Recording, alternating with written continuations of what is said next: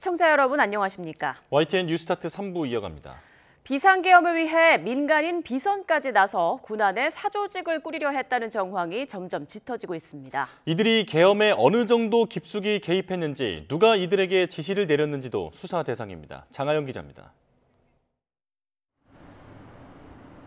비상계엄 이틀 전인 지난 1일, 햄버거 가게로 문상호 정보사령관과 정보사 대령 2명을 불러낸 노상원 전 정보사령관. 노 전 사령관이 선관위 관련 인원을 선발했냐고 묻자 문 사령관이 예라고 대답하는 등 사실상 상관처럼 지시를 내렸던 걸로 전해졌습니다. 노 전 사령관은 승진 인사를 미끼로 현직 군 간부들을 다룬 걸로도 드러났습니다. 하지만 문 사령관은 계엄 해제 후 국회에 불려나와서도 끝까지 노 전 사령관을 모른다고 잡아댔습니다. 노상원 알아요, 몰라요? 잘 모릅니다. 예비역 소장, 육사 41기 노상원 모른다고? 소령 때 1년 딱 근무한 적이 있습니다. 박근혜 청와대에서 근무한 적 있어요, 없어요? 본인? 있습니다. 1년 근무했습니다. 근무했죠? 예. 노상원 씨 그때 경호차장 했죠? 그렇게 기억하고 있습니다. 근데 몰라요? 계엄 당일인 지난 3일, 노 전 사령관은 같은 햄버거 가게에서 국방조사본부 수사본부장 출신의 전직 대령 김모 씨와도 만납니다. 자신이 몸담았던 정보사를 넘어 수사병과 예비역과도 계엄 모의를 한 단서가 나온 겁니다. 사전 모의뿐 아니라 계엄 선포 이후에 관여한 정황도 드러났습니다. 여인형 방첩사령관은 김용현 전 국방장관이 중앙선관위와 관련해 노상원과 상의하라 했다고 검찰에 진술했고, 노 전 사령관 본인도 경찰 조사에서 계엄이 계획대로 밤 10시에 선포됐다면 선관위 서버를 확보했을 거란 취지로 말했습니다. 야당은 60-70명 규모의 정보사 수사 2단이라는 불법 조직이 군 안에 있었다고 주장하는데 수사로 확인될지 관심입니다. 공식 명칭은 정보사 수사 2단으로 현역 장교들로 구성한 군내 불법적인 수사단으로 내란 실행 불법 조직이라 할 것입니다. 공조수사본부는 핵심 역할을 했다고 거론된 전현직 군 간부 대부분의 신병을 확보하고 민간인 비선 조직의 실체와 역할에 대해서도 수사하고 있습니다. YTN 장하영입니다. 이른바 롯데리아 회동 참석자인 예비역 대령 김모 씨가 구속됐습니다. 서울중앙지방법원은 어제 오후 내란 혐의를 받는 김 씨에 대한 구속 전 피의자 신문을 연 뒤 구속영장을 발부했습니다. 김 씨가 영장심사에 출석하지 않아 재판부는 경찰 특별수사단이 제출한 기록 등을 검토한 뒤 영장을 발부했습니다. 김 씨는 군 최고위 수사기관인 국방부 조사본부 수사본부장 출신으로 계엄 당일인 지난 3일 노상원 전 정보사령관과 이른바 롯데리아 회동을 갖고 사전에 계엄을 모의한 혐의로 경찰 특수단에 긴급 체포됐습니다. 검찰이 체포조 의혹을 고리로 경찰 수사의 최고 책임자를 겨누고 있습니다. 검찰은 우종수 국가수사본부장의 피의자 전환 가능성까지 염두에 두고 있는 만큼 수사 결과에 따라 어느 한쪽은 치명상이 불가피할 것으로 보입니다. 김영수 기자가 보도합니다. 검찰이 우종수 국가수사본부장의 휴대전화를 압수수색한 건 지난 19일. 검찰이 윤석열 대통령 사건을 공수처에 넘기기로 한 다음 날입니다. 검찰총장이 심야 서신으로 달랠 정도로 분위기가 뒤숭숭한 와중에 경찰 수사 총책임자에 대해 사실상 강제 수사에 들어간 겁니다. 경찰은 계엄수사 특별수사단을 출범해 공수처와 공조수사본부를 꾸려 한 몸으로 움직이는 상황이라 결국 검찰이 수사 경쟁을 벌이던 경찰은 물론 공조본 수사의 한 축을 흔드는 모양새가 됐습니다. 이미 정보사령관 체포 불승인으로 한 차례 공개 설전을 벌인 걸 포함해 수사 과정에서 크고 작은 마찰이 이어져 왔습니다. 체포조 수사를 둘러싸고 검찰과 경찰의 갈등이 폭발할 수 있다는 우려가 나오는 이유입니다. 검찰은 우 본부장이 체포조 의혹에 깊이 관여했다고 판단하고 있습니다. 그러면서 국헌문란 혐의 입증의 중심에 체포조가 있다는 걸 강조하는 분위기입니다. 검찰의 수사 방향이 들어맞는다면 적어도 경찰의 계엄 사태 수사 동력은 바닥으로 떨어질 수밖에 없습니다. 경찰의 1, 2인자에 이어 수뇌부가 줄줄이 내란에 엮이게 되기 때문입니다. 우 본부장이 특수단장 명의로 입장문을 내며 크게 반발하는 이유도 여기에 있습니다. 반대로 검찰이 성과를 내지 못하면 무리한 수사로 경찰 수뇌부를 겨냥해 불필요한 갈등만 조장했다는 비판을 피하기 어려워 보입니다. YTN 김영수입니다. 비상계엄 사태를 수사하는 검찰이 최상목 경제부총리 겸 기획재정부 장관을 비공개 소환했습니다. 검찰 비상계엄 특별수사본부는 최근 최 부총리를 참고인 신분으로 불러 지난 3일 계엄 선포 직전에 열린 국무회의 내용을 조사했습니다. 최 부총리는 지난 3일 밤 10시 17분에서 22분까지 5분간 열린 국무회의에 참석한 11명 가운데 1명으로 계엄에 반대한 것으로 알려졌습니다. 검찰이 박상우 국토교통부 장관도 불러 조사했습니다. 검찰 비상계엄 특별수사본부는 어제 박 장관을 참고인 신분으로 소환해 계엄 당시 국무회의 상황을 조사했습니다. 박 장관은 윤석열 대통령이 지난 3일 비상계엄을 선포하기 전에 연 국무회의에는 참석하지 않았지만 국회에서 계엄 해제가 가결된 뒤 4일 새벽에 열었던 국무회의에는 참석한 것으로 파악됐습니다. 네, 이처럼 어제 주말인 어제 서울 도심 곳곳에서는 윤석열 대통령의 파면을 요구하는 집회가 잇따랐습니다. 영장을 직접 만들어 윤 대통령 체포를 촉구하는 퍼포먼스가 벌어졌고 서울 경복궁 인근도 비상계엄 규탄 상징이 된 응원봉으로 가득했습니다. 정인용 기자입니다. 용산 대통령 관저 앞이 즉각 체포 팻말 일색입니다. 공조수사본부 소환과 헌법재판소 탄핵 심판 절차에 제대로 응하지 않고 있는 윤석열 대통령을 겨냥한 국민명의 시민 체포영장 현수막도 내걸렸습니다. 피해자는 수사기관의 적법함 출법 요구에 반복적으로 불응하고 있는 바 대한민국 국민의 이름으로 시민 체포영장을 발부한다. 서울 경복궁 인근 도로도 윤 대통령 퇴진 집회의 상징이 된 응원봉을 든 인파로 물들었습니다. 참가자들은 윤 대통령 파면과 더불어 계엄에 동조하거나 계엄을 방조한 인사들을 단호히 처벌해야 한다며 신속한 내란 특검을 촉구했습니다. 잘못된 역사가 다시 반복되지 않기를 바라는 마음에 나왔습니다. 즉각적인 윤석열의 구속과 체포 그리고 그와 관련된 모든 세력들의 철저한 수사가 필요하다고 생각합니다. 일단 탄핵안은 가결은 되었는데 현재가 아직 결정을 못 내린 상황이잖아요. 근데 국민들의 불안함은 더 가중이 되는 것 같아서 하루라도 빨리 내려야 되는데 반면 광화문 일대에선 대통령 탄핵에 반발하는 집회도 열렸습니다. 참가자들은 비상계엄이 내란이 아니고 현재 진행되는 계엄 수사가 내란이라고 주장했습니다. YTN 정인영입니다. 헌법재판소가 이진숙 방송통신위원장의 탄핵 심판을 내년으로 연기했습니다. 헌법재판관 후보자 3명의 국회 인사청문회 일정을 고려했다는 설명인데 윤석열 대통령 탄핵 심판에 역량을 집중할 것으로 보입니다. 신지원 기자가 보도합니다. 방송통신위원회 2인 체제에서 공영방송 이사 선임안을 의결한 것은 위법하다는 이유로 탄핵 소추된 이진숙 방통위원장. 오는 24일로 예정됐던 탄핵 심판 변론 기일이 내년 1월 15일로 연기됐습니다. 이날 이 위원장과 국회 양측의 최종 의견을 듣고 변론을 마무리할 예정이었는데 3주 정도 미뤄진 겁니다. 헌법재판소 관계자는 오는 23일과 24일 예정된 헌법재판관 후보자 3명의 인사청문회 일정을 고려했다고 설명했는데 이를 두고 오는 27일 예정된 윤석열 대통령 탄핵 심판 첫 변론 준비 기일에 집중할 것이라는 해석이 나옵니다. 이 일이 빨리 끝나야 국정의 안정, 국정 공백의 이제 해소 이런 것들이 가능하다 해서 헌법재판소가 다른 사건들 다 밀어놓고 거기에 집중 심리를 했었거든요. 최재해 감사원장과 이창수 서울중앙지검장 등 다른 탄핵 심판 기일도 내년 1월에 예정된 상황. 헌재는 탄핵 심판 사건 중 윤 대통령 사건을 최우선적으로 심리하고 신속하고 공정하게 재판하겠다고 밝혔습니다. 이 사건을 탄핵 심판 사건 중 최우선적으로 심리한다.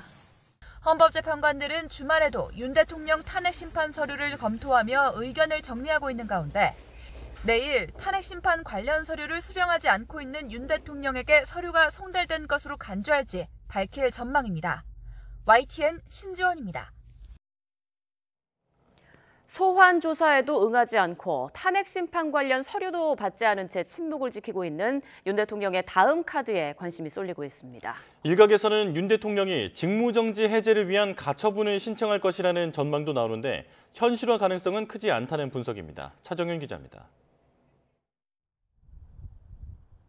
국회에 탄핵소추안 가결로 직무가 정지된 직후 한남동 관저에 칩거하고 있는 윤석열 대통령. 공수처 소환 통보에도 응하지 않고 탄핵 심판 서류도 받지 않고 있는 윤 대통령의 다음 카드는 직무정지 해제를 위한 가처분 신청일 수 있다는 관측이 나왔습니다. 윤 대통령 측이 대리인단 구성을 마무리하면 헌재의 결정 선고를 늦추기 위해 전략적으로 가처분 필요성을 검토할 수도 있다는 겁니다. 대통령께서 최적의 어떤 변호인단을 이렇게 구성하기 위해서 여러 가지 지금 생각을 하고 준비 중에 있다는 정도로만 말씀을 드리겠습니다. 만약 윤 대통령이 가처분 신청을 낸다면 헌재는 우선 탄핵 심판도 헌법 소원 사건처럼 가처분을 낼 수 있을지 판단하게 되고 신청이 가능하다고 본다면 직무정지 상태가 회복하기 어려운 손해를 불러일으키는지 검토할 것으로 보입니다.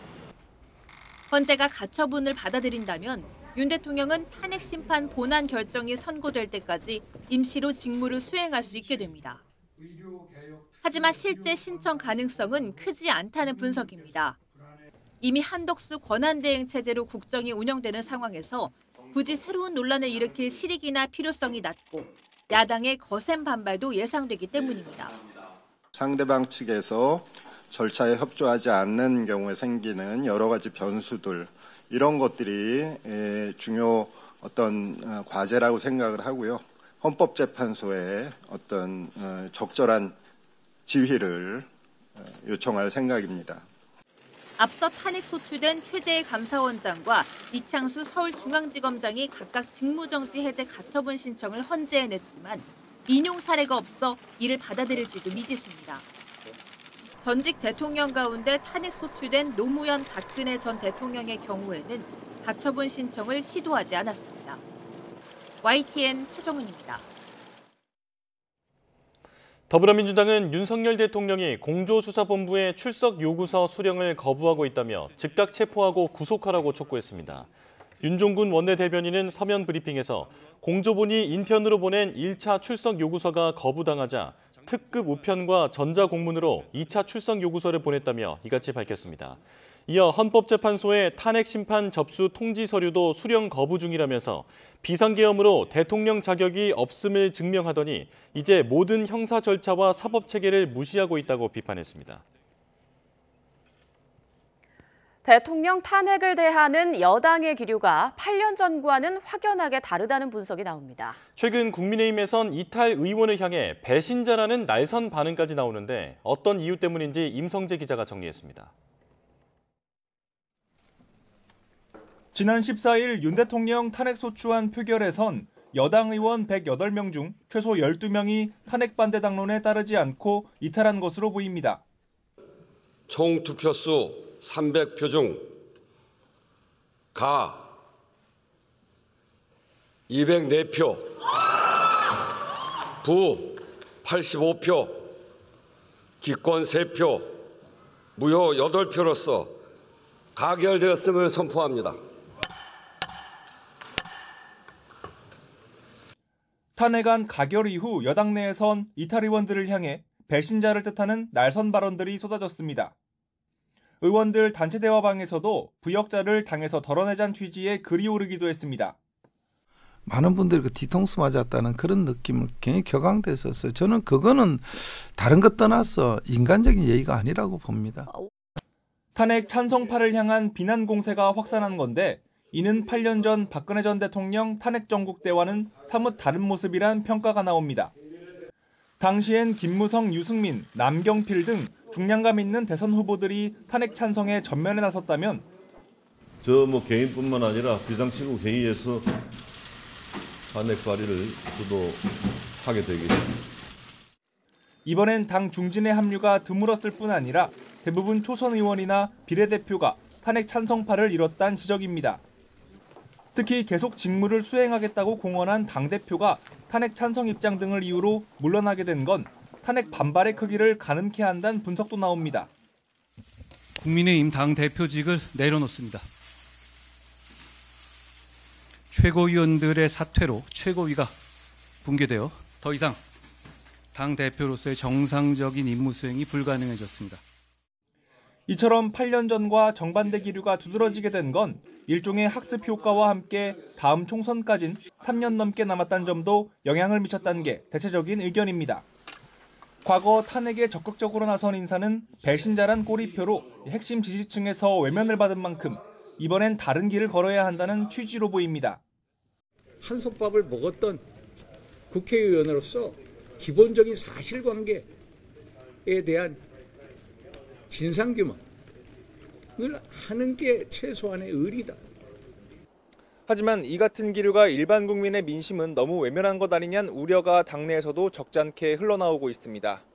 계엄 옹호당이란 낙인이 찍히면 재집권은 어렵다는 건데 결국은 내년도 지방선거와 아직은 언제일지 모르는 대선에서 평가받을 거란 지적입니다. YTN 임성재입니다. 국민의힘이 국정 혼란 수습을 위한 여야정 협의체 참여를 공식화하면서 실제 협의체 구성을 위한 논의도 조만간 시작될 것으로 보입니다. 하지만 참여자나 의제를 조율하는 과정에서 여야가 기싸움을 벌이며 시간을 낭비하진 않을지 우려하는 목소리도 나옵니다. 이준엽 기자가 보도합니다. 민주당과 지지율 격차가 최대로 벌어졌다는 여론조사 결과가 나온 날, 국민의힘 권성동 당대표 권한대행 겸 원내대표는 민생과 안보를 위한 여야정 협의체 참여를 발표했습니다. 민주당이 아닌 우원식 국회의장 제안을 수용한 거라며 부연하기도 했습니다. 민주가 제안했다 그러는데 국회의장이 제안한 겁니다. 국회의장이 최초로 제안했고 국회의장하고 협의 과정에서 참여하기로 했다는 말씀을 드립니다. 이재명 대표가 참여해달라던 국정안정협의체에 응한 게 아니라고 강조한 건데 막상 우 의장과 이 대표 제안이 크게 다르지 않다는 평가도 있습니다. 국회 정부가 함께하는 국정안정협의체 구성을 제안드립니다. 국회와 정부의 국정협의체를 구성하고 그래서 향후 협의체를 두고 벌어질 여야 삿바 싸움의 전조라는 해석에 힘이 실립니다. 일단 국민의힘 내에선 여야 원내대표와 국회의장이 협의체의 중심이 되길 원하는 분위기가 읽힙니다. 이재명 대표가 전국 수습을 주도하는 모양새를 쉽게 내어줄 수는 없다는 겁니다. 민주당은 여당의 구체적 제안을 받아보고 대응하겠다는 입장입니다. 이 대표가 앞서 주도권도 양보할 수 있다고 언급했던 만큼 협상 여지를 열어두겠다는 방침입니다. 다만 권 대행이 구태여 언급한 여야정 형식이야말로 당대표 참여를 전제한 게 아니냐며 순순히 물러서지 않을 가능성도 있습니다. 우 의장 측에선 일단 여야와 정부가 한 테이블에 마주 앉는 게 중요하다고 보고 있지만 이를 위한 실무협의에선 참여자와 형식, 의제 등을 두고 적잖은 진통이 일 수 있습니다. 간신히 발을된 협의체 구성 과정에서 여야 기싸움이 현실화할 경우 국난 극복이라는 본 목적이 퇴색됐다는 비판을 피하기 어려울 것으로 보입니다. YTN 이준엽입니다. 중앙선거관리위원회는 국민의힘 정현욱 의원을 내란 공범으로 표현한 현수막 게시를 허용하고 정 의원이 그래도 이재명 안 된다는 문구에 현수막을 게시하는 건 불가하다고 판단했습니다. 선관위 측은 해당 현수막이 특정 후보의 당선이나 낙선을 목적으로 하는 사전선거운동에 해당하는지를 두고 판단이 달라졌다고 밝혔습니다. 이어 조기 대선 가능성이 있는 상황에서 입 후보 예정자로 분류되는 사람에 대해 안 된다는 표현이 금지되는 건 국민의힘 한동훈 전 대표나 오세훈 서울시장에 대해서도 똑같이 적용된다고 설명했습니다. 다만 내란 공범은 정치적인 구호나 주장이기 때문에 각종 집회에서 이재명 구속이나 이재명 감옥 가자 등의 현수막을 내걸더라도 제한하지 않는 것과 마찬가지로 허용된다고 덧붙였습니다.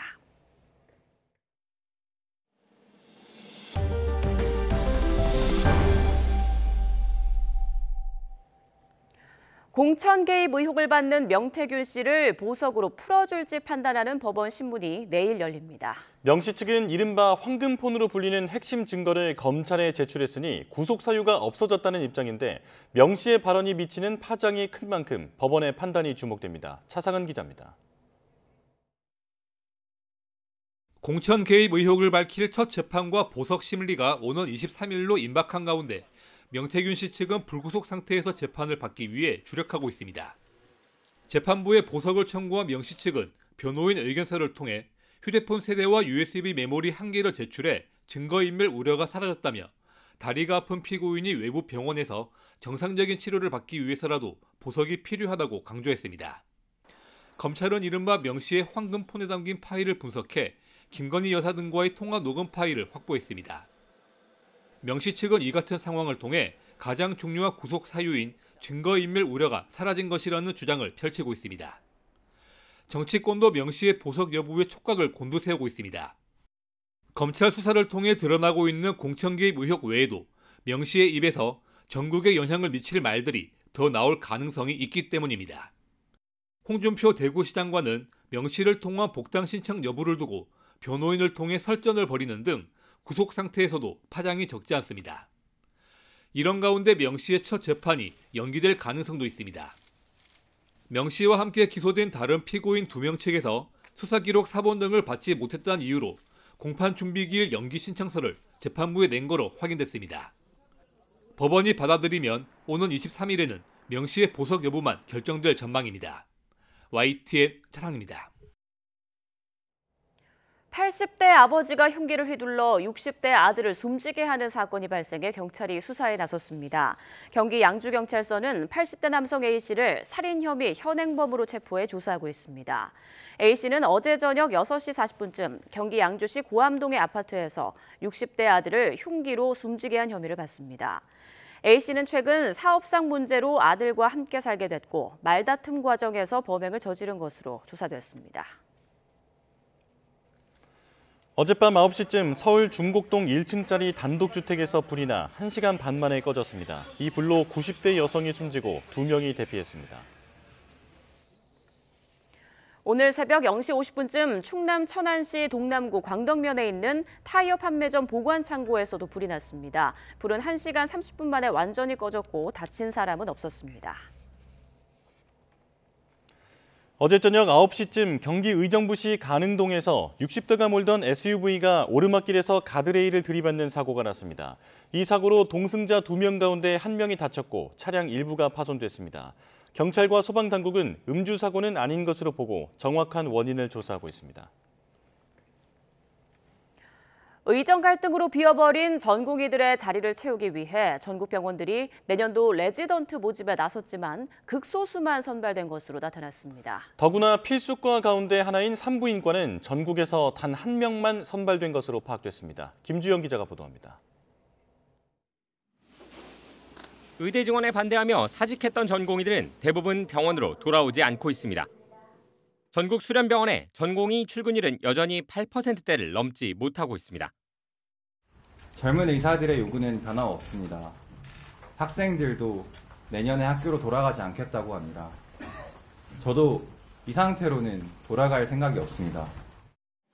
전국 병원들은 전공의 공백을 메우기 위해 내년 상반기 레지던트 1년차 모집에 나섰지만 전국 3,500여 명 정원에 지원자는 314명뿐이었고 최종 선발된 인원은 181명에 불과했습니다. 모집 인원 대비 5%를 조금 넘는 정도입니다.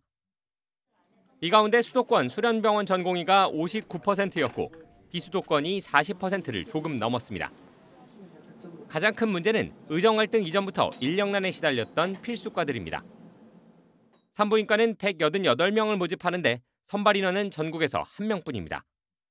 신경과는 2명, 소아청소년과는 5명, 심장혈관 흉부외과는 2명만 선발됐습니다. 수술을 해야 되는데 환자들한테 언제 할 수 있다고 특정한 날짜를 말해주기 상당히 어려운 상황이 돼 있거든요. 마취 인력이나 수술방을 돌아갈 수 있는 어떤 구조가 전혀 안 돼 있다 보니까 내년 전공의 인력난이 진료와 수술 차질로 직결되고 있는 가운데 병원들은 다음 달 말 인턴 모집에 나설 예정입니다. YTN 김주영입니다. 우리 군이 3번째 정찰 위성을 우주로 날려보내고 지상국 교신에도 성공했습니다.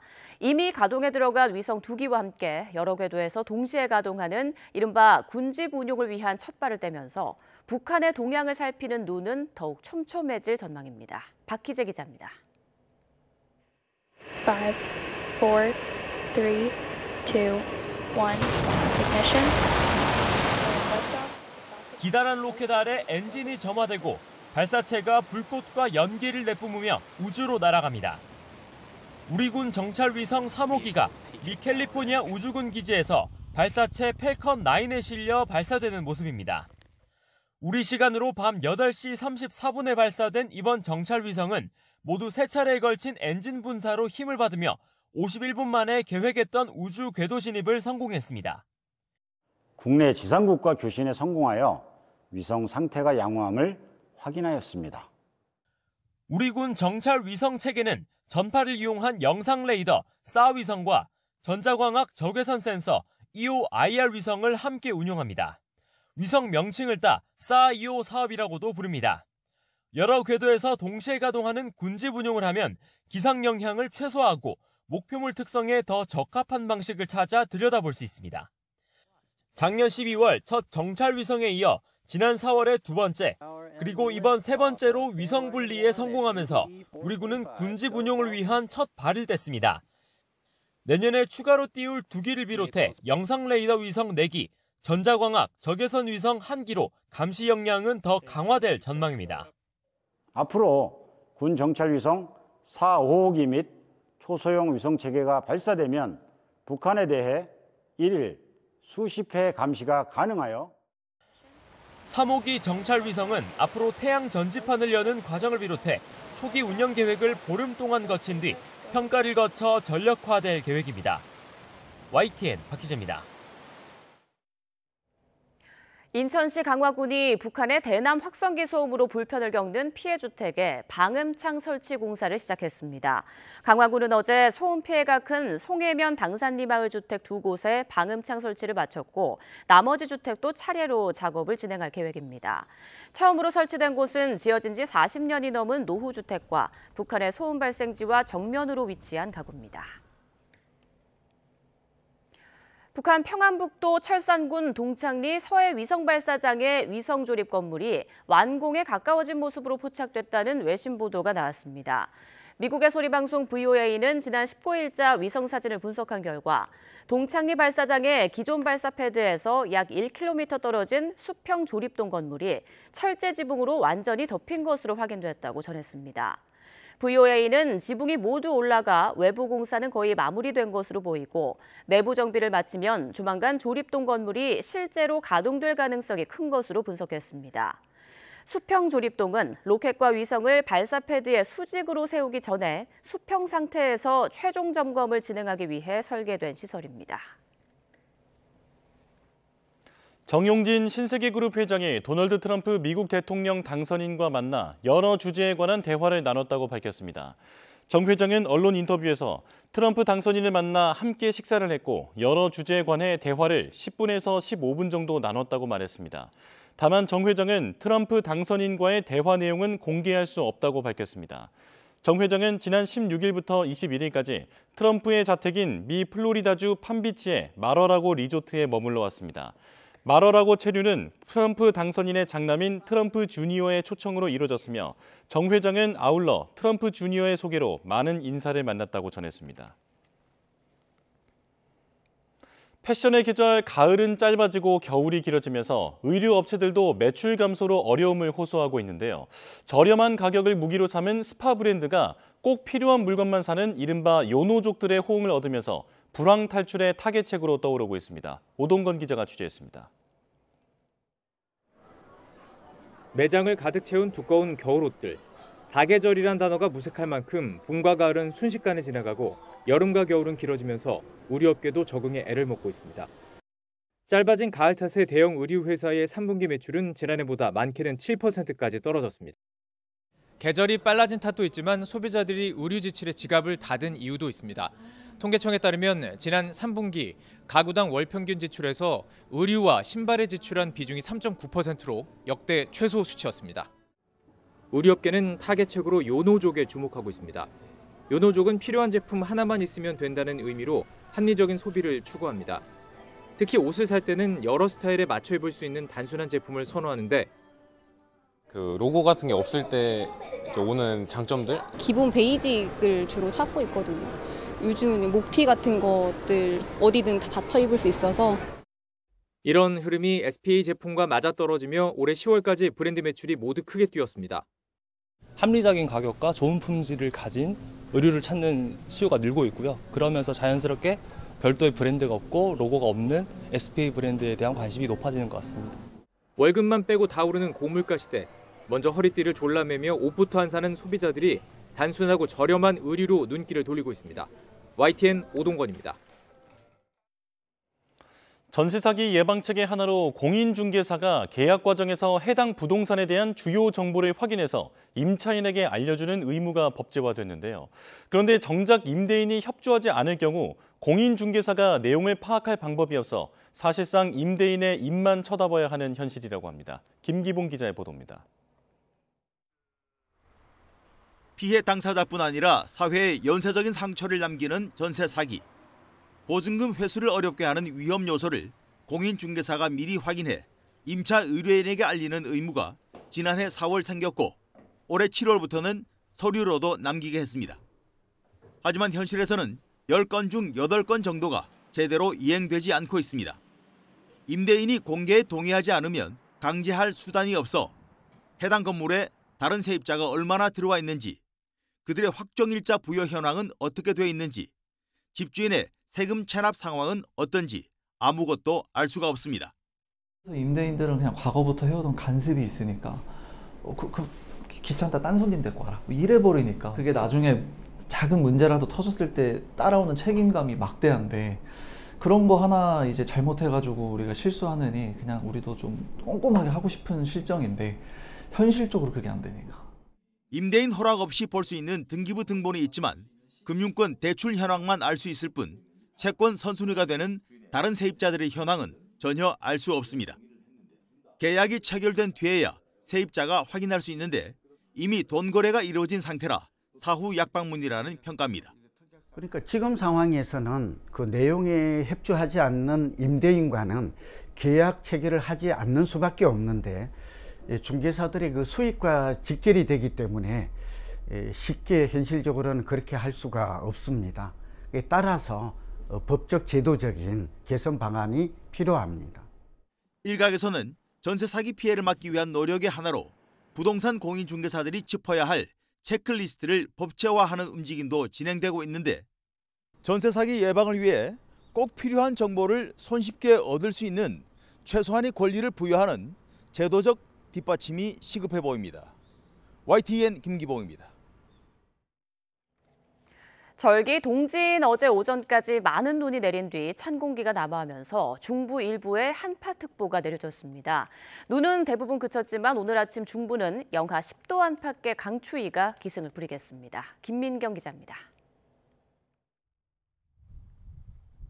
동짓날 팔봉산에 내려앉은 하얀 눈이 한겨울의 정취를 고스란히 전합니다. 산길을 따라 내려앉은 눈 위로 강아지가 발을 내디디며 소복소복 눈길을 밟습니다. 서해상에 만들어진 눈구름이 북서풍을 타고 내륙으로 들어온 건데, 강원 홍천 내면에 14.4cm, 평창 대화면에는 13.6cm, 포천 이동면에 10.2cm, 서울에도 2.7cm의 눈이 쌓였습니다. 오전에 눈이 많이 와서 지금 이제 눈이 좀 그치고 날씨도 좀 풀리고 그래서 운동하러 왔습니다. 또 다시 추워진다고 하니까 이제 그때는 좀 미끄러우고 그러니까 조심해야죠. 오후 들어 눈은 대부분 그쳤지만 뒤이어 북서쪽에서 찬 공기가 내려와 이번에는 매서운 추위가 예고됐습니다. 상공 약 5km 고도에서 영하 35도의 찬 공기가 남하하면서 22일과 23일 아침 기온은 내륙을 중심으로 영하 10도 내외까지 급격히 떨어지겠고, 강원도와 경기 북동부, 충북 북부에는 한파주의보가 내려진 가운데 한파특보가 내려지지 않은 서울도 아침 기온이 영하 6도로 하루 만에 7도가량 낮아지겠고, 체감온도는 영하 12도까지 떨어질 전망입니다. 특히 전국적으로 바람이 강하게 불어 체감온도가 기온보다 낮아 추위가 더욱 강하게 느껴질 수 있습니다. 어제 중서부 지역의 대기를 탁하게 했던 중국발 스모그도 북서풍을 따라 빠져나가 오늘은 전국적으로 공기가 쾌청할 전망입니다. 기상청은 이번 추위는 이번 주 초까지 계속되다 중반에 잠시 완화되겠지만 주말에 다시 강추위가 찾아올 걸로 내다봤습니다. YTN 김민경입니다. 어린이와 어른의 합성어인 키덜트. 최근 동심으로 돌아간 기분을 들게 하는 이 키덜트 콘텐츠들이 많아지고 있는데요. 좋아하는 캐릭터를 얹어주는 커피 음료가 인기를 끌고 벌써 70살이 된 토끼 캐릭터 전시회에 어른들이 몰리고 있습니다. 이광현 기자가 취재했습니다.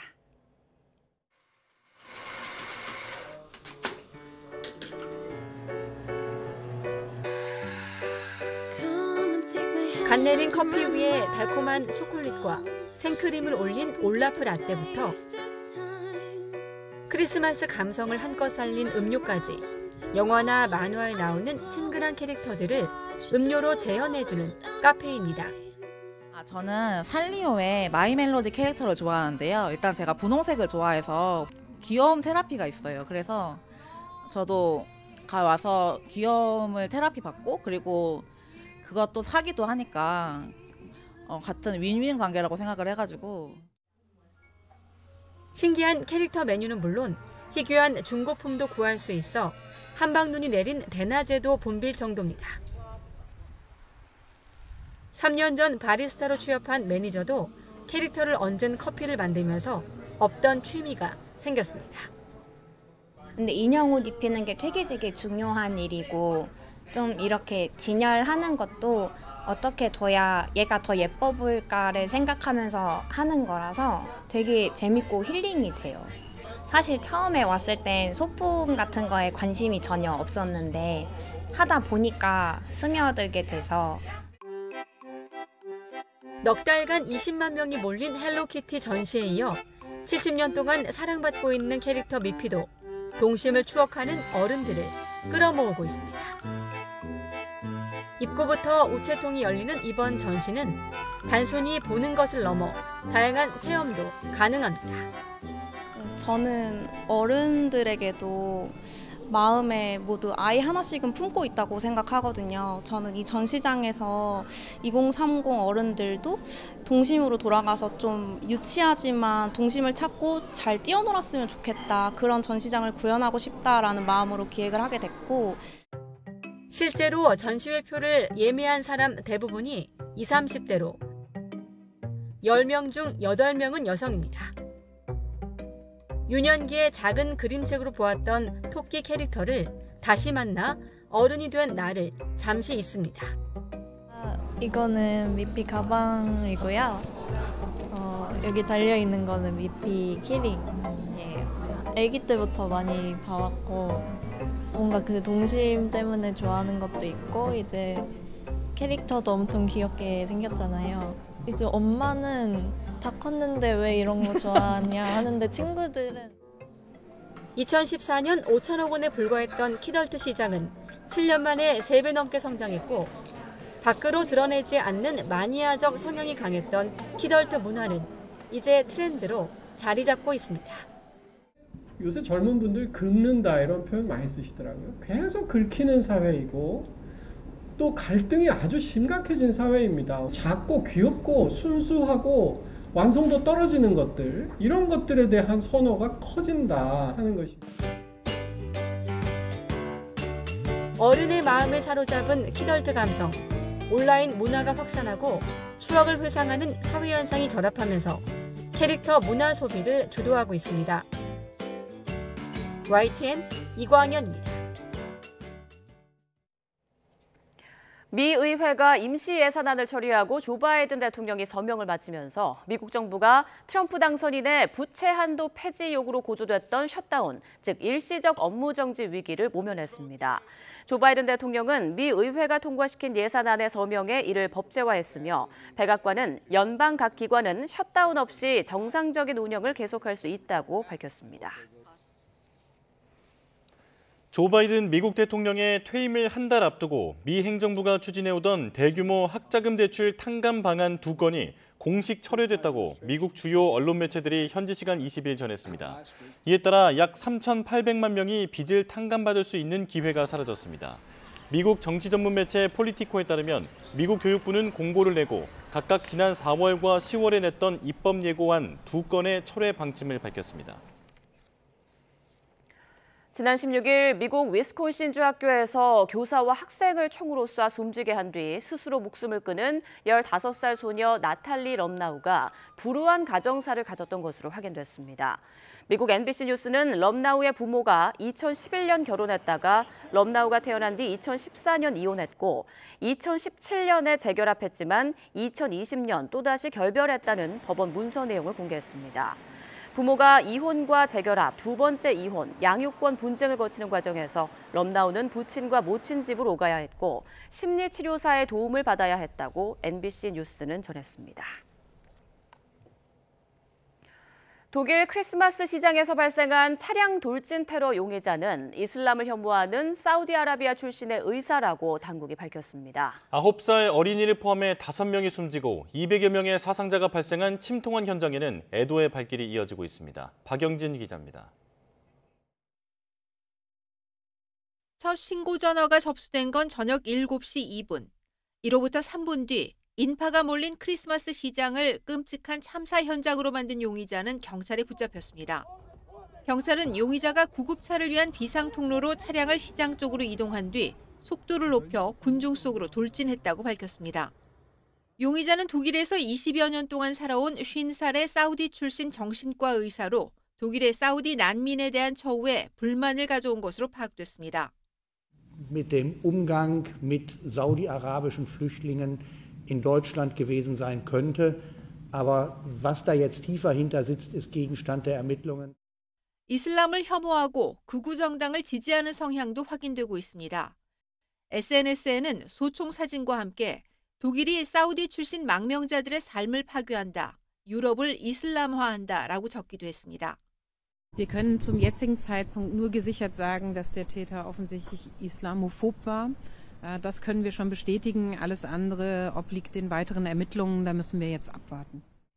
이번 테러로 9살 어린이 등 5명이 숨지고 41명이 중상을 입는 등 200여 명이 다쳤습니다. 검찰은 5건의 살인과 중상해 혐의로 용의자를 기소할 예정이라고 밝혔습니다. 이번 사건은 구구파가 강세를 보이는 독일에서 내년 선거를 앞두고 이민 문제 등을 둘러싼 논쟁이 치열한 가운데 발생했습니다. 현장을 찾은 울라프 숄츠 총리는 철저한 수사를 약속하며 증오가 국민을 분열시키지 않도록 함께 뭉쳐야 한다고 강조했습니다. 애도의 발길이 이어지는 가운데 마그데부르크 시 당국은 올해 크리스마스 시장을 폐쇄한다고 발표했습니다. YTN 박영진입니다.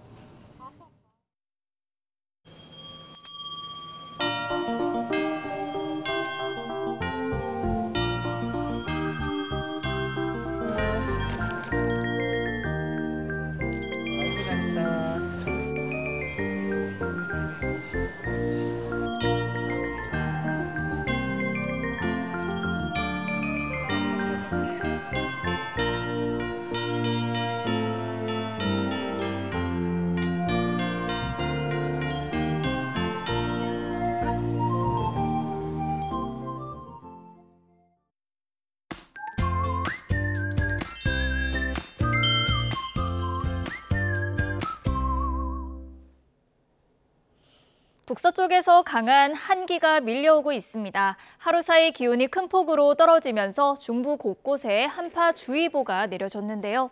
오늘 서울 아침 기온은 영하 7.5도로 이번 겨울 들어서 가장 낮은 기온을 기록했고요. 낮에도 찬바람이 불며 체감 영하권 추위가 이어지겠습니다.